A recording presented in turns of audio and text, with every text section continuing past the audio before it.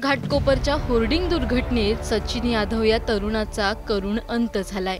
मागील 1.5 वर्षांपासून सचिन छेडानगर परिसरातील पेट्रोल पंपावर कामावर होता। होर्डिंग पडण्याच्या अगदी 10 मिनिटांआधी सचिन कामावर आला होता आणि तिथेच नियतीचा खेळ झाला।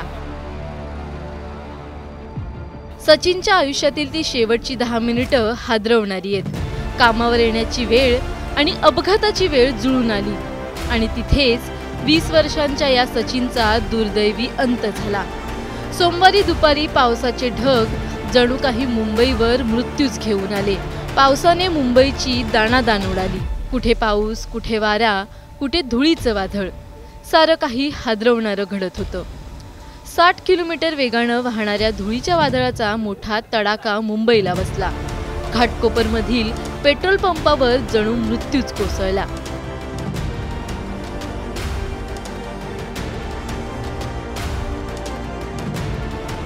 सोसाट्याच्या वाऱ्यानं छेडानगर परिसरातील पेट्रोल पंपावर महाकाय होर्डिंग कोसळलं आणि 14 जण जागीच ठार झाले। या घटनेनं 14 कुटुंब हादरून गेलेत। सचिन यादव हा पेट्रोल पंपावर कामावर होता। सचिनची सोमवारी सेकंड शिफ्ट होती। नेहमीप्रमाणे तो कामावर रुजू झाला। काम सुरू करून जेमतेम 10 ते 15 मिनिटे झाली होती, पण अगदी 10 मिनिटात परिसरातील 100 ते 120 फूट उंच होर्डिंग पेट्रोल पंपावर कोसळलं। जर सचिन 10 मिनिटांनंतर कामावर आला असता तर तो कदाचित आज जिवंत असता। सचिन कामावर आल्यानं त्याचा सहकारी घरी गेला आणि थोडक्यात वाचला, पण सचिनला मृत्यूने गाठलं। 10 मिनट पहला निकला उधर से 3:50 को निकला, 4 बजे ये होर्डिंग गिरी तेज हवा आने से। बात हुई थी उसके पहले सचिन से? ऑफिस में बात हुआ था, हम लोग का हिसाब चालू था, तो हिसाब हम लोग का चालू था, उधर बातचीत हुआ। ऐसा मजाक मस्ती होता रहता हम लोग का, तो बात की हम लोग। फिर 3:50 को मैं निकल गया, मैं आधे रास्ते ही पहुंचा था, तब तक ऐसा कॉल आया कि होर्डिंग गिर गया। फिर हम लोग भाग के आए, देखे तो पूरा दब गया था सब। महाकाय होर्डिंग खाली 70 ते 80 लोक दबली होती। त्यातील जवळपास 50 ते 60 लोकांना बचावण्यात यश आलं, मात्र 14 जण जागीच ठार झाले। त्यात सचिनही चिरडला गेला। सचिन अगदी 20 ते 22 वर्षांचा। 2 वर्षांपूर्वी त्याचं लग्न झालेलं।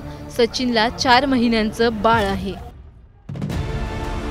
सचिनच्या कुटुंबियांवर तर दुःखाचा डोंगर कोसळलाय।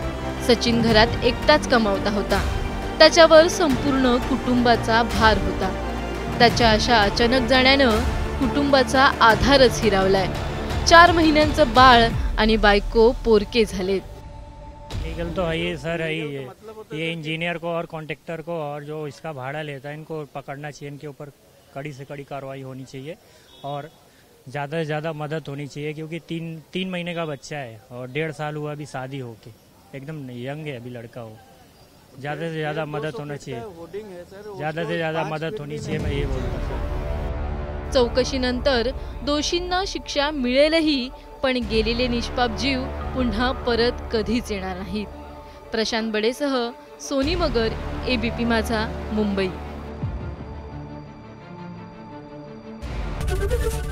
एबीपी माझा, उघडा डोळे बघा नीट।